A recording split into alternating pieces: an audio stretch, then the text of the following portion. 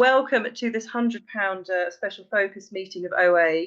It is the 25th of December 2024, and I am absolutely delighted to welcome Hayley today to share her experience, strength, and hope. She came into OA in March 2020, and she's from Hertfordshire and England and is still residing there to this very day. So we are going to hand over to her today. Hayley, delighted to hear from you. Oh, thank you so much, Harriet. And hi, I'm Hayley, a recovered compulsive overeater, and Merry Christmas, everyone. And what a pleasure it is to be able to give service on Christmas Day. Um, yeah, I'm excited. So I'm just gonna say a quick prayer to bring God in, to bring me back to the room. So God, please today help me set aside everything I think I know about you, everything I think I know about myself, everything I think I know about others, and everything I think I know about my own recovery, so I may have an open mind and a new experience with all these things. Please help me to see the truth. So, what it was like. So, I came in March 2020. I will give a quick rundown of numbers to start with. So, I came in at 21 stone 10 pounds, and that is £304. And to this date, I have now lost 12 stone 1 pounds, which is £169. Thank you. And what it was like before. So I have always struggled with my weight from a young child. And if Rita would be able to show the first picture with my sister, or the top one, perfect. Thank you so much. So the first picture actually in the top left corner is I'm the older one of the two.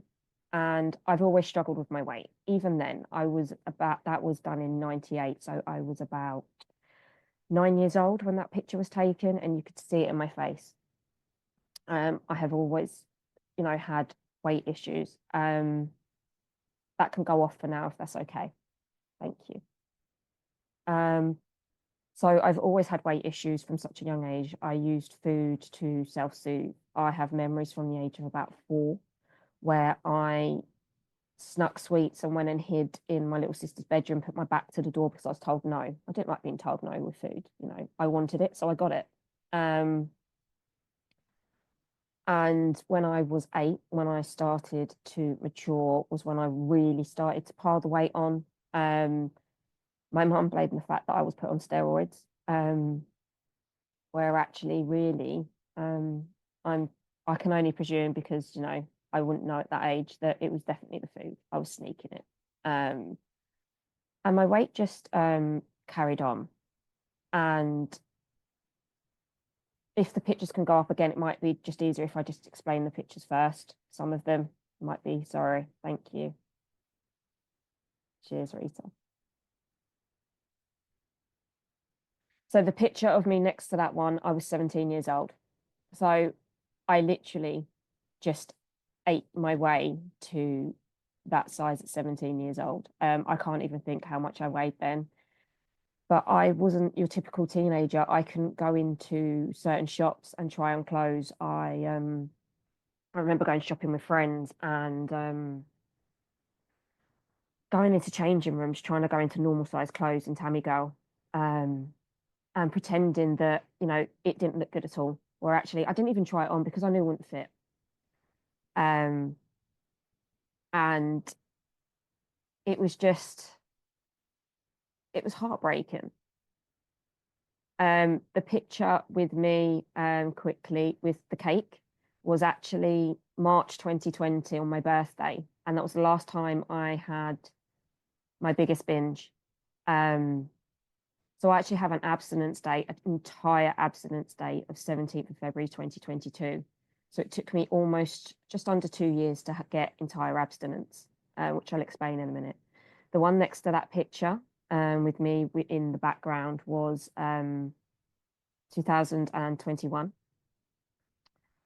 And the one with the blue dress that was actually just after I started my entire abstinence. Just as I was hitting abstinence, I actually have a smile on my face. The rest are very much forced. And the 2 bottom pictures are the one for me today. almost at a healthy body weight. Not totally yet. I've still got, not there. But thank you for that, Rita. So as I said, yeah, I have always struggled with my weight, 100%. Um, I didn't have, you know, I tried dieting and I was put on diets from a young age as well, unfortunately, because of my weight. My parents used my weight as a way of my worth. So I've always based my weight on my worth. I didn't ever go to fairground rides because I was scared I wouldn't fit on them. So I missed out on quite a lot during my teens and my childhood because I couldn't do these things that I would with my friends. I remember going around friends' houses and eating their food, and it would always be, you know, the beige freezer food. How much could we how much could we consume in a night as well? And I've got memories around birthdays and stuff that a, a friend decided to throw me a birthday party, a birthday sleepover. And my mum said, "Oh, do you want to take your cake with you?" And I was like, "No," because I knew they'd have another one and I wanted to come home and have even more. Um, and my weight was just, and the food just carried on. And I got pregnant at the age of 19, sorry, age of 18. And I was classed as high risk because I had a huge BMI. And even though I was 18, I was high risk where I had to have extra scans and I was told I'd have a fat baby because of my size. Did it stop me eating? No. I lived on sugar. I lived on high fat. And actually, the things I craved were high fat, high sugar. Um, Funny enough, they're the things I can't eat today because they're my trigger food. Um, and I'm lucky she wasn't a big baby, actually. She was quite a small baby, but I was always told by consultants. And I had to have injections, blood thinning injections, because of the risk of DVT after having a baby. At being at that size didn't stop me. But I just carried on eating and I tried to diet and I'd lose the odd stone. I'd think, yes, I've got this. Didn't work. Um, but because I'd try and control my food, I use the word control very loosely because it just didn't happen. I was such a liar when it came to food and can be, yeah, such a liar when it came to food. There was no honesty there. But I was so in denial about my food, my weight, because my head and my body didn't match. I didn't actually see what was truly in the mirror. So the pictures that I showed, that was not how I saw myself whatsoever. And I didn't actually own a mirror that was full length body mirror at all up until I would say probably about 3 years ago. Um, because there was shame there. So my head and my body didn't match up. Um, so I tried every diet going, everything from Weight Watchers to Slimming World to calorie count in the gym. But the food was my master. I used it to push those feelings down. I didn't feel anything. And after my sister died in 2011, my eating really did take off. Even more than it had beforehand. And I ballooned my way up to, nearly 22 stone. But I was still in denial. I didn't feel I fitted the criteria of a binge eater because actually I just ate from the moment I got up to the moment I went to bed and during the night as well. And because my daughter didn't sleep, which we now know is because she's got autism, I would literally be awake. I'd probably only sleep about 2, 3 hours if I was lucky. And I'd literally eat through the whole night just to keep me awake. Um, and it's, I broke chairs, I'd use stools and I've broken toilet seats.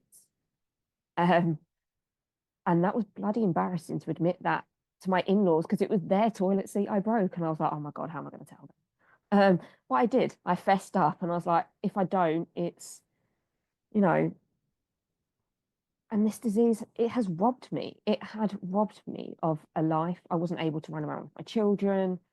Um, And I have two children, and they're both neurodivergent, and they have or had a lot of energy when they were younger, and that was difficult. Um, and I had to be on my ball game all the time. Um, and I would get people staring at me when I ate in the street because I wasn't a secret eater at all. Um, I would go to certain eating places. Toby Carvery is one of my biggest binge places. I can't visit there. And I'd have a full carvery, a pudding, and then still go home and eat, pass out from a food coma, and eat even more afterwards. It was insane. But I'd also eat, obviously, off my children's plates as well. Um, and I really struggled to find clothes that fit me. I would have to go to things like yours, Evans. I couldn't shop in normal size clothing at all. And I got up to a size, I reckon, a size 26, 28, but I don't actually know. I was just wearing leggings and big baggy t-shirts in the end. Um, and what brought me into OA is I started to look at bariatric surgery, because I didn't see a way out. I didn't want surgery, but I didn't know what to do. Um, so I went to the doctors and asked to be put on the waiting list for bariatric surgery. And I started to go down the tier three, with the NHS. But I went back to the GP because of my anxiety and depression. And luckily, my GP knew about a treatment centre that's in my local community. Um, That's Thank you, sweet. Uh, in my local community, and I ended up at a treatment centre. And part of the treatment centre, which is where I ended up in March 2020, and part of the treatment centre was I go to OA. And that is how I came into OA. So I managed one face-to-face meeting in March 2020 before we went into lockdown. And the picture I showed of me with the cake was the last time I binged on cake. And I managed to eat 3 cakes within a weekend, because I couldn't stop. I was desperate.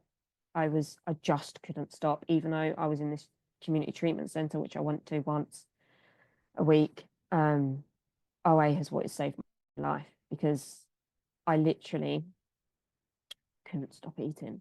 Um, it was painful. So I came into OA, and most of my recovery, I'd say 99%, has been online. And I'm so grateful. So I started going to the meetings, and originally I only went to one meeting a week because we'd just gone online. And I done what was told and got a sponsor. Done the first 3 steps using the OA's 12 and 12. And if you'd asked me and looked me straight in the eye and said, "Would you still abstinent, Hayley?" I would have said yes. I wasn't.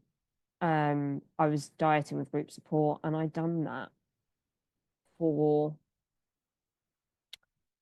nearly 2 years. I would get a sponsor, do the first 3 steps, get a new sponsor, do the first 3 steps. And I just kept doing that. That was literally my story. And I gave up the big sugars. So I haven't had things like chocolate biscuits, cake, and all that for over 4 and a bit years. But I hear it as the 1, 2, 3 waltz. That was literally what I was doing. I was just swapping sponsors, basically doing the first 3 steps. Because step 4 scared me. I didn't want to have to do a house clean. I didn't want to have to do the spirituality or enlarge my spiritual connection. So what I ended up doing was, it was almost 2 years of being in that treatment centre. I had a fellow who had met in there come and do a talk like I'm doing today. And what she shared was about the big book. I call her my Ebby. I will always call her my Ebby. And she's still my friend today. She came and done a talk, and she explained about the obsession of the mind, the allergy of the body. And I now know from doing my steps using the AA's big book that I cannot take a compulsive bite of food. I cannot eat certain ingredients and certain foods. It was more complex than I thought in what I couldn't have, because what I was doing was I was still feeding my alcoholic, alcoholic foods into my body when I thought I was abstinent prior. So I know for me, this, it resides in the mind. The issue isn't the food. The issue is why I do it. That voice in my head that tells me just one little bite will be okay. But I know that is not okay. So what I done was, after her story, I asked her to sponsor me and she said no. And I know there's a few that have heard my story before, so I apologize. She said no, but her sponsee sponsored me, and I'm grateful for that. So we went through the steps quickly, and I got entire abstinence, and that was on the 17th of February 2022. A weighed and measured food plan, because I don't know healthy portion sizes, because I can eat a plate of vegetables and overeat on them.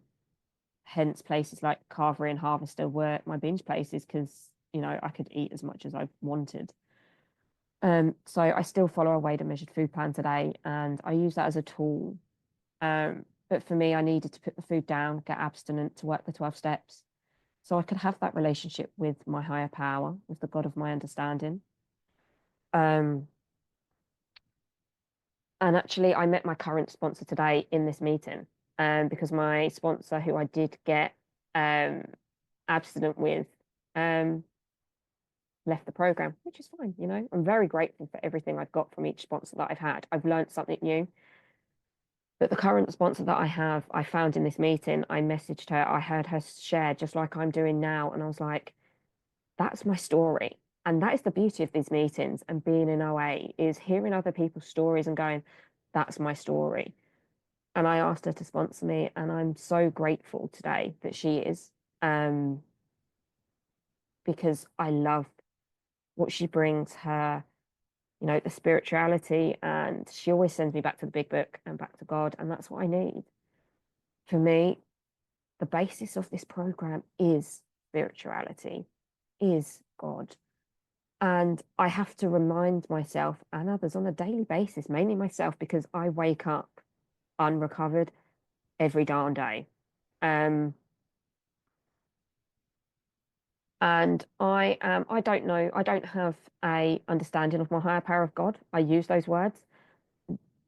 I'm not religious, and I can't describe to you what my higher power is. I just know there's something bigger than me out there, that looks after me and has stopped me eating compulsively one day at a time, for over 2 years and 10 months. That's insane, actually, when I think of it like that. And what I've learned, or I'm still learning, is that for me, OA is a blessing, is a savior. And I wouldn't swap my worst day in OA for my best days in the food. I wouldn't. Like, I've been through bereavements in OA, and I've stayed abstinent. I've been through children being diagnosed with autism and ADHD, abstinent. I have been diagnosed with ADHD because of coming into this program, because of being abstinent and realizing, actually, I'm neurodivergent, I'm quirky, I'm fine with it. And it's, every day I have to work this program, like my life depends on it. Today being Christmas Day, my children, my husband, my mother-in-law, and my daughter's boyfriend are downstairs, and I'm sharing on a meeting, and that's a blessing to me. That is a blessing. And I'm grateful that I can share on one of the hardest days. I know for me, as a compulsive overeater, is being surrounded by food constantly.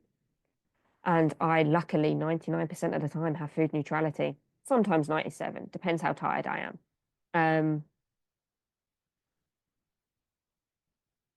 And the focus is on, I have lost 169 pounds today. And I have wobbly bits. I have loose skin. Do I have 100% body acceptance? Not yet. And that's okay. That's one day, That's a 1 day program. And that's what I love about this program. It's 1 day at a time. I can literally just learn to accept and love my body as it is. But I wouldn't change it for the world either. My body has carried an exceptional amount of weight. And That's 10.